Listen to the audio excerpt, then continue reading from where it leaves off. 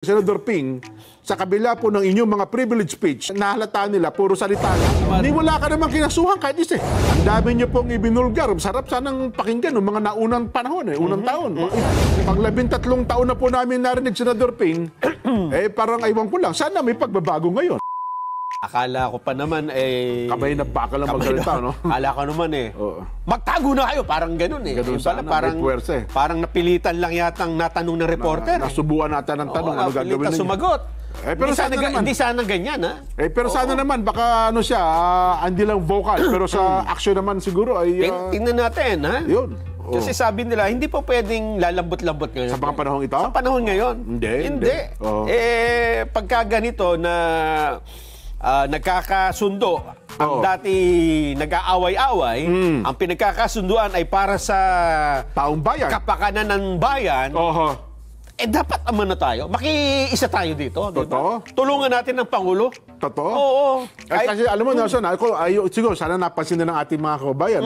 Doon sa paunang pananalita ni Senador Marcoleta, ang kinote niya halos lahat ay ang natuklasan ng Pangulong Bongbong Marcos. Yun nga. Di ba? Mga natuklasan niya.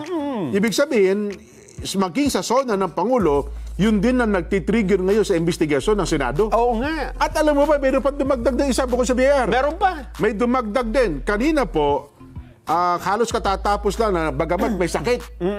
Pinilit pong tumindig ni Senador Pampilo Ping Lacson. May sakit ba si... May sakit, halata sa boses niya. At saka nakiusap nga si Senador Tito Sen, yung kanyang sparring partner, sa susunod na sa tatanggap ng mga pagtatanong, para lang medyo makapagpahinga muna si Senador Ping Lacson. Oo, tatanggapin daw po, baka next week. Ayan po, nag-privilege speech po si Senador Ping Lacson kanina at ibinulgar din po niya ang mga katiwalian dyan sa flood control projects na yan. Ay, sabi niya, meron daw pong 28 flood control projects sa Bulacan. O, kita mo? Bulacan din. Pinaka-notorious daw pala eh. Pare-pareho ang pondo, 72 million pesos bawat isa. Kahit magkakaibang specification, disenyo at haba. Kita mo na? Ayun. Meron pa siya tinatawag na reseta eh. Ano yung reseta? Sa pilitan mo raw, iinumin talaga, lulunukin mo eh. Nako po. At saka doon, may computation na. Kayo na mapupunta ganito, may ganyan, etc. Yun. Ito daw po yung mga ibang lugar, ha? Kandating. Saan yung Kandating? Arayat, Pampanga. Yan, Tapos may binanggit din siya doon sa may parte ng Nauhan, Mindoro, Nelson. Ayun yung yung pinuntahan ni Gob. Nauhan yun eh. Nauhan ba yun? Kay Dolor? Oo. Ganun. Nandun nga si Crystal ngayon, yung ating, doon siya nakatira ngayon. Ganun ba? Ang kahirap. Napunta ako dyan, Nelson, sa basaging Nauhan. Napakahirap ng buhay ng mga kababayan dyan. Akala ko, huling pagkakataon na namin. Dalawa pa naman kami ni Kong dati noong time na yun. Nag-anak kami sa kasal eh.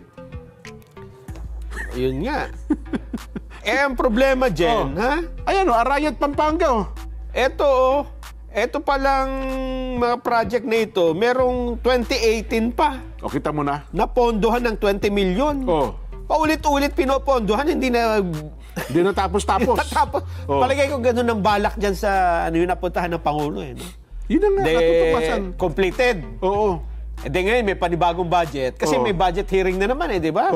Hihingan na naman ng budget yan. Yun nga ang kaya hindi ko kumpleto, pero ako, Nelson, ayoko na nga puntahan yung privilege speech si Senador Ping Lacson eh. Sa Pangulo lang, sapat na ako. Sapat na ako. Kasi, wag naman sana magdamdam yung mga supporters at mga tagahanga ni Senador Ping Lacson. Mahigit 10 taon ko na narinig yung kanyang mga privilege speech eh. Oo nga. Diba, alam niya, yan ang advocacy ni Senador Ping Lacson mula nung maging senador siya. Mag-privilege speech. Natapos yung kanyang unang 6 taon, pangalawang taon, nakadalawang termino, di bali 12 years. Panibagong 1 taon ngayon, di mga 13 years na. Mula noong mga panahon na yun, yan po ang lagi niyang privilege speech. Kaya nga siya dito mo tanggap ng kanyang, yung kanyang pork barrel. Kasi talagang ayaw niya yan eh. Ang problema po, nag-iiba-iba lang ang tauhan. Puro privilege speech Puro na. privilege speech po. Hindi na, ngayon ang hindi Mukhang na, hindi kinatatakutan ni Senador Ping Lacson ng mga gumagawa ng katiwalian. ngayon ay hindi na yan ang, hindi na uubra yung ganyan. Ay, mukhang hindi na po. Kaya sabi ko nga, sa halip na tumigil, Senador Ping, sa kabila po ng inyong mga privilege speech, Ay lalo pa dumami. sa inyong pong mga expose, Oo nga. dumami at lumala po. Ibig sabihin, walang effective. Hindi effective. Walang Hindi effective yung pagpiprivilege. yung mga privilege speech mo kasi nahalata nila puro salita lang. Oo. Hindi wala ka namang kinasuhan kahit isa. Ayun nga. Di ba? Oo. Oo. O kaya pinilit mo yung na mag-investiga rito. Yan, oo. Manilitaw ng mga ebidensya. Ang dami niyo pong ibinulgar. Sarap sanang pakinggan ng mga naunang panahon, unang taon. Ito, tsaka ano to, presidential ano to, dating nito. Oo. Kaya lang, Pero hanggang ngayon, yun. puro salita lang. Pag 13 taon na po namin narinig, Senador Ping, parang aywan ko lang. Sana may pagbabago ngayon. Itong ginagawa ng Pangulo dyan, dito ako umaasa. Kaya nga sabi ko, sa Pangulo pa lang, ako nasapatan na ako. Kasi ay siya, Executives hindi... Iba kasi yung privilege speech. Pakita ka ng mga slides. Yan. Kesa dun sa nandun ka talaga. Yun. Di ba? Kagaya nung balak gawin ni Senador Dante Marcoleta. May daldalang May bako. dala-dalang bako. At titingnan nila lahat. Oo, Di ba? tinawagan ako, Nelson. Sabi mo, pakisabi mo nga kay Nelson, kayong dalawa ni Nelson na magbubuhat ng bako. Ang bigat naman. Sabi ko, boss, pwede bang wag mo na kayo? Di sabi niyo, nagpipresenta kayo sa mga dalawa, di ba? Bako, bibit-bitin ninyo. Sa lahat na napupunta niya, may bit-bit na bako eh. Bigat naman yan. Sabi ko, Sen, ang bigat naman na gusto niyo patrabaho sa amin. Kaya ang sabi ng iba, Jen, Oo. dapat din itong Pangulo natin, dahil galit na siya, Oo. dapat hindi lang din salita ito. Ayun, Di ba? tama, Oo, Nelson. Kasi may backup ka na ng Senado. Ang hinihintay ko na lang, Nelson, aywan ko lang ba't hindi nagsasalita, sana ang ombudsman. Kasi moto proprio power, una best, silang higit na may kapangyarihang gumawa nito. Kaya lang dyan, ang Diba? ombudsman kasi, ang sakop lang yan, mga opisyal ng Mga gobyerno. opisyal ng gobyerno, district engineer, di ba? yung mga yun. Yung mga congressman din mismo. Oo, tama, Mga local officials. Kaya lang problema, wala pa tayong ombudsman eh. Ayun na nga. Namimili pa eh. Oo. Di ba? Kung ako, yung acting ombudsman ngayon, magaling din naman yun. Dating piskal yun, dating nandyan na. Siya na ang umakto, maglabas na po kayo ng pahayag. Sino na nga ba yun? Yung ating acting ombudsman ngayon? Ano pangalan? Mercedes Gutierrez. Tagal na yan. Matagal sa Yan o, Anyado Desierto. Napakaluma na. Luma. Ano pa nga pakinsunod yung ating acting ombudsman ngayon? Habang wala pang napipili. Kung ako sa inyo, ombudsman ng acting ngayon, magpakita na kayo ng magpakitang giras na kayo.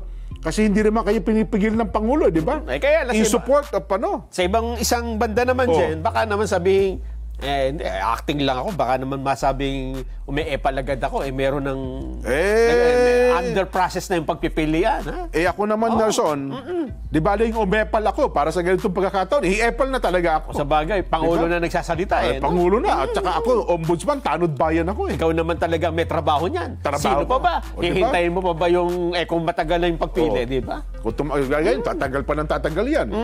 Bilang ako po tinalagang acting ombudsman, gagawa na po ako ng kaukulang aksyon sa mga bagay-bagay na ito. Gagamit na po ako ng bareta di cabra. Nako! Ang atin magiging Vox Populi may kinalaman sa bagay na yan. Ang tanong, kailangan na ba ang kamay na bakal? Kailangan na ba ang kamay na bakal sa pagsugpo sa mga sangkot sa anomalya ng flood control projects?